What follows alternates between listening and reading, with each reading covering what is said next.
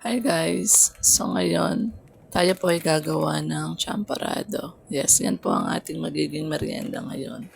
Bali request po yan ng ating anak na si Boyayan. So yan po, medyo favorite niya kasi yung champorado. So yan nga po, nilagay ko na po dito yung gagamitin nating powder para sa lulutuin nating champorado. Kakao po yan. Ayan po, okay naman siya. Parang natry ko na rin siya sa kape, chocolate po siya. Kaya I think masarap siyang ilagay sa champorado. Ayan po. Bali, ito po yung malagkit na pinakukuluan ko. Ayan po. Pinalalambot ko po siya.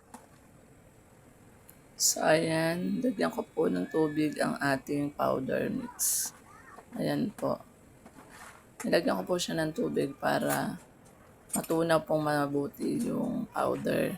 Mas maganda po kasi na matunaw siya para hindi po siya buo-buo pag nilagay po natin siya sa ating pinakukulo ang malagkit. Kaya kailangan po natin talaga siyang tunawin ng mabuti para hindi po siya buo-buo pag po siya nandun na po siya sa ating ginagawa.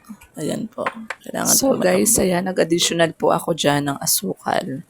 Para may lasa naman po ang ating champorado, syempre kailangan po natin ng asukal pampalasa. Pampatamis po yan ng ating champorado. So ayan guys, mix-mix lang po. Mix-mix lang po siya. Ayan po. So ayan guys, kumukulo na siya.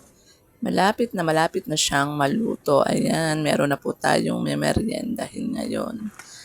Ayan guys, ayan ang ating champorado. I think masarap to. So well, ayan po, tikiman time. Ayan po ang ating niluto na champorado. Titikman po natin siya. Ayan, masarap naman.